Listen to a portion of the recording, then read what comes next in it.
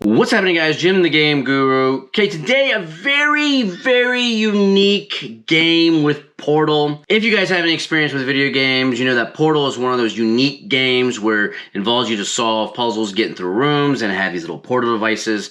Well, that same unique type of game they brought to a board game.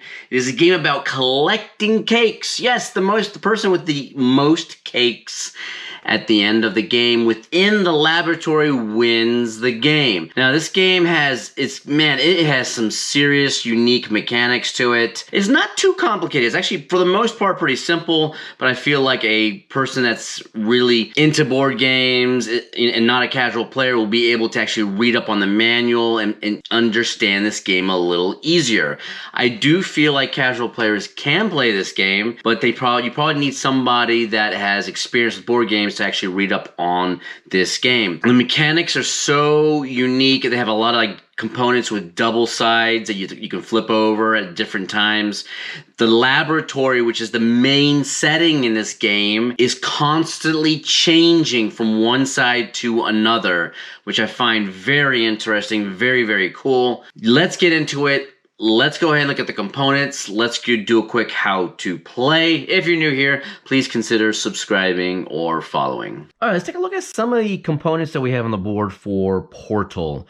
Very unique playing area. This is the laboratory, where you have test subjects that start from the very left-hand side and they will go to the right side. Each test subject has a little bit of a color to them on the very base. And these are the different colors for the different subject for each player. So I have this set up for a 2-player game. So we have yellow over here, we have red over here. And what you do is the first thing you do is you set up the subjects on the left-hand side, which is 1 subject for every player on the top, 2 in the middle, and then 1 at the bottom. The playing board is set up in 3 rows of 5 test chambers across. And what's going to happen is these test chambers here on the left side are eventually going to make their way over here to this side, and each one of the test chambers are going to end up being incinerated on this side, on the very far right side, and then they'll end up rematerializing onto the left. Like I said earlier, this game has very unique mechanics. I absolutely love that as far as this board constantly regenerating from one side to the other. Here we have some other tokens. We have GLaDOS here, and GLaDOS we're going to represent the active test chamber on the right side that is going to end up getting destroyed. We have the companion cube. Anytime the companion cube is actually left on one of the test chambers on the right side, then that cube will cause a lack of rewards at that moment. And I will get to rewards and how you get to rewards here later on. Right here we have a turret. So this turret right here ends up killing test subjects within a chamber whenever test subjects enter a chamber with the turret, or whenever a turret is placed in a chamber with the test subjects. Right here, these are pretty familiar if you've ever played the game Portal, the video game. These are the actual portals. So these portals right here will allow you to warp from one chamber to another. Over here on the left hand side, we've got the incinerator right here. So any cake that gets incinerated is going to go right in the middle. Over here we have Aperture Cards, and these cards are with special abilities. Now I said cake, and you're probably wondering what's up with a cake, right? So here is cake. Every single player gets cake in their own color, and this cake is an actual reward that you're going to get, that you're going to place on the left-hand side in the laboratory, and you're going to try to prevent the cake from getting all the way down to the right side and getting incinerated. Because in this game, the end game condition is whenever any player has all of their test subjects in the laboratory gone, destroyed, dead, then the game immediately ends. And then whoever has the most cake that's left on this laboratory is going to win the game. Every player also gets a portal gun right here. This portal gun basically tells you how you can use the portal gun, and what you're going to do in order to use a portal gun to set up these 2 portals on the laboratory board, you will end up using one of the aperture cards in your hand, but ignoring the abilities on the card in order to fire the portals in on the board. Let's take a look at some of the aperture cards. So in my introduction, I said one of the most unique and interesting things is that they had components that you could flip from one side to the other. The Aperture Card is one of them. And what happens is on this side of the Aperture Card is the ability. So like this one right here says, choose a player with more cake in the laboratory than you, incinerate one of their cake slices. This one over here, Companion Cube, place the Companion Cube token in any chamber. Right over here, Turret, move the turret token to an adjacent chamber. So this one right here called Exertion Funnel, in a single row of chambers, move any number of your test subjects one chamber toward the old edge of the laboratory. So all these different cards give you additional abilities. And the thing that I love about these cards is on the other side of every single card, there's character cards. And these character cards, whenever you use your aperture cards, are going to be on the top. So this is your aperture deck here. And let's say if you played an aperture card from your hand, instead of it being discarded normally, and like in most games, you just discard the card face up. And in this game, you would discard that aperture card and flip it so it shows the character card.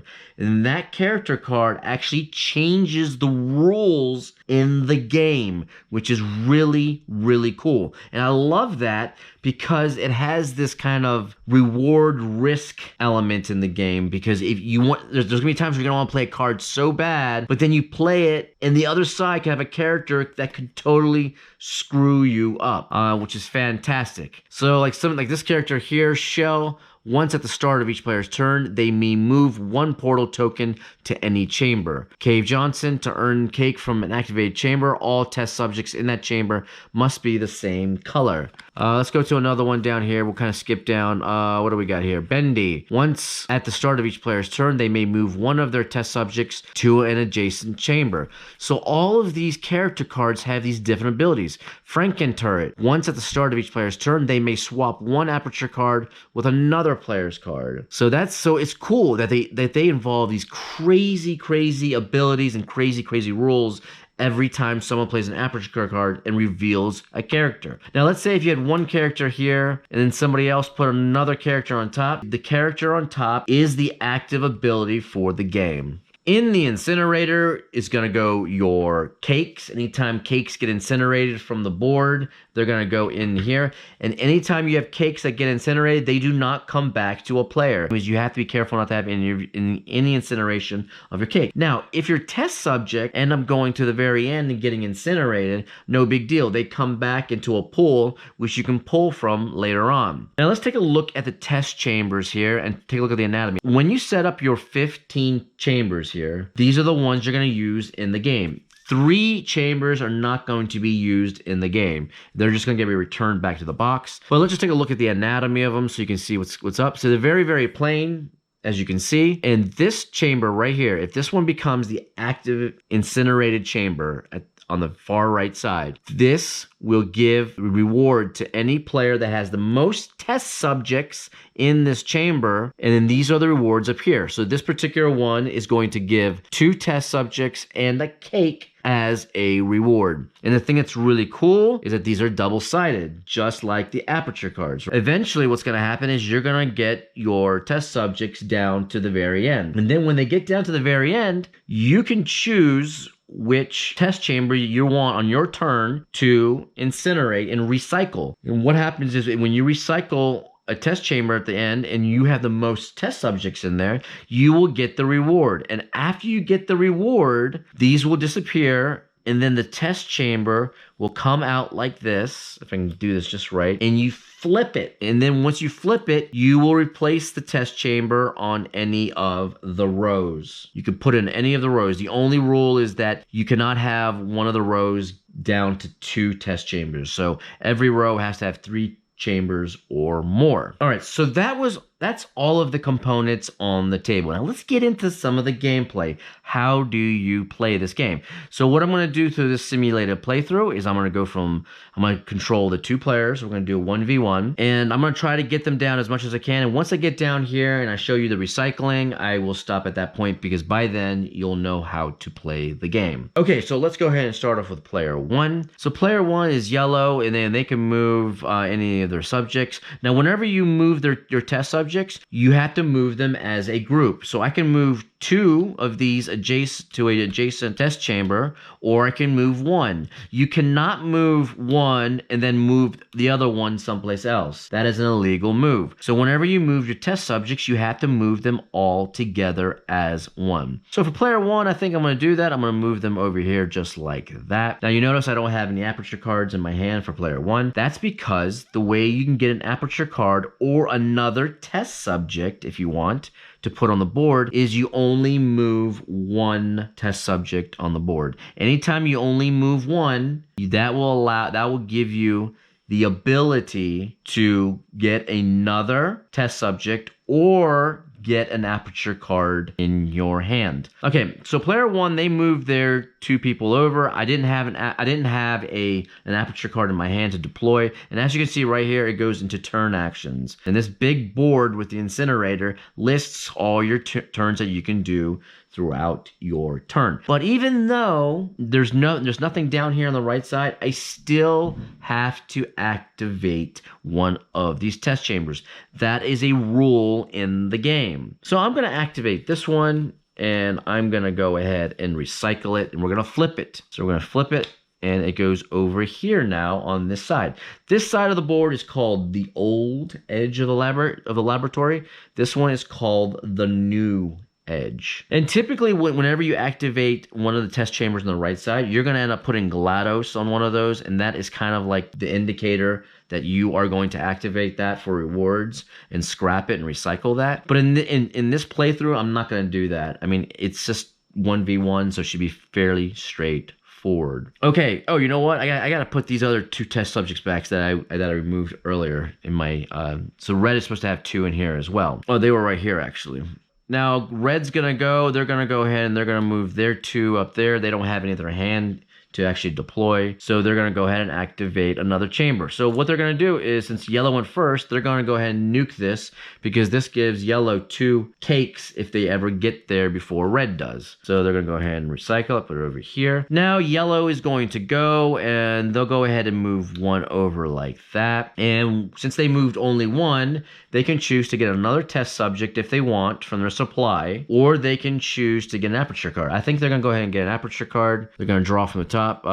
This one says, choose a player with more cake in the laboratory than you, incinerate one of their cake slices. Obviously, we're not going to use that. We're going to keep this card right down here for later use. Then they go ahead and activate one of the chambers. They're going to go ahead and flip it and recycle it and bring it back over here, just like that. Now, red is going to go. What's red going to do? You know, red might just move these 2 right over there, just like that. They don't have any cards to play. What are they going to activate? They'll go ahead and activate this one, just like that, and put that over there. Wow, so a lot of the big rewards are starting to come down here. Yellow's going to go. Now, yellow could actually deploy one of their aperture cards if they want to, but they don't want to because there's no cake on the board. There's no reason to do that, right? None of the opponents do. All right, so yellow is going to go ahead and move that piece over. They're going to go ahead and grab another aperture card. Place the companion cube token in any chamber. So if I decide to play companion cube, I could do that. So now they have 2 cards in their hand.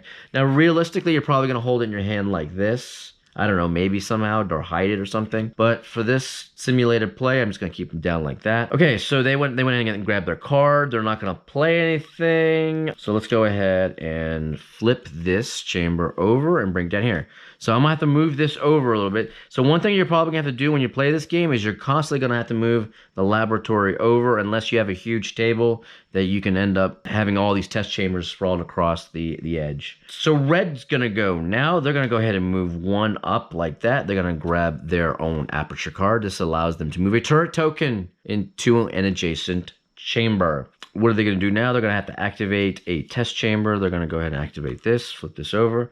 Now, if they want, they could put it just like that, right?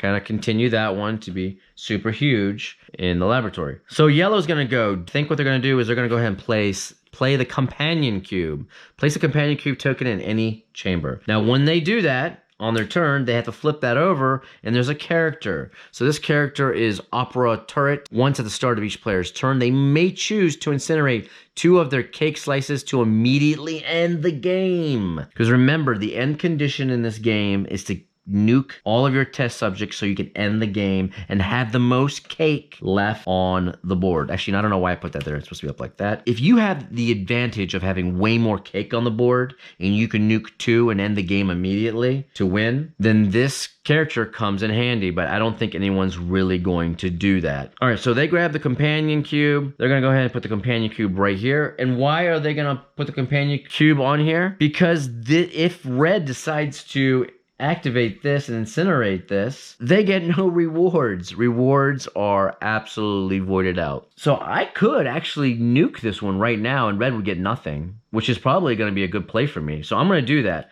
So I place the companion cube there. I'm going to nuke, activate this and nuke this. So these test subjects are gone. They go back to the pool here. This gets flipped just like this, and we'll put it down here. And then after we put it down there, this cube follows it. So one of the rules with the companion cube is anytime a test chamber gets flipped and gets recycled to the other side, the cube will follow it. The cube and the turret and the portals are 3 objects in this game that whenever they're on an actual test chamber, they will come back to the new chamber when it's recycled on the other side. So I believe that was yellow's turn, if I'm not mistaken, because they used the companion and they incinerated that one thing. All right, so red is going to go ahead and go now. So red on the first part of their turn, what they're going to do is they're going to go ahead and deploy a Aperture card. They're going to deploy the turret, which is move the turret token to an adjacent chamber. Now, the turret token is not out on the board, so it cannot move to an adjacent chamber yet. So the rules speculate that it has to be on the right side somewhere, okay? So what they're going to do is they're going to move it right here on the right edge on one of these chambers, just like that. So that makes yellow not be able to come into here where there's 2 cake rewards, right? And then they're going to go ahead and flip that. Now we have this character now, which is Cake Core. Once at the start of each player's turn, they may move one of their cake slices to any chamber. So that's actually pretty cool. So what is red going to do now? Red's going to go ahead and move over just like that. Now keep in mind that whenever you're moving test subjects, there is no limit to how many test subjects can be in a single chamber. So since they moved 1, what are they going to do? They're going to go ahead and grab another Aperture card. This one says, in a single row of chambers, move any number of your test subjects 1 chamber toward the old edge of the laboratory. Now yellow's going to go ahead and go. What are they going to do? Yellow is going to go ahead and move their 2 subjects. Well, actually, no, before that, do they want to play a card? No, they don't want to play a card yet. So they're going to go ahead and move their 2 subjects here. And then they're going to go ahead and incinerate this test chamber in here. They're going to nuke their test subjects. And now what does this give them? This gives them 2 subjects to put on the board, just like that. I can put them anywhere on the edge. I think I'm going to put them right here. And it also gives them a cake. So we're going to flip this and just like this. Gives them a cake, and they get to put a cake. Let's put the cake right over here because this is one of the longest rows. Actually, you know what? No, we'll put it right here because that is one of the longest rows right there. Just like that. That's pretty much how the game is played. You can see how it goes, you have these chambers that get recycled from right to left, and then how your test subjects are incinerated, and you have to put these cakes on the board. Once you end up killing off all your test subjects, the game immediately ends, and then you count up the cake that's left in the laboratory, and then that will be the winner of the game. Very, very cool game. Very unique. I absolutely like it a lot. This is Portal, the board game. If you guys are new here, please consider subscribing. If you like this video, please like, and I will see you on the next video. Bye.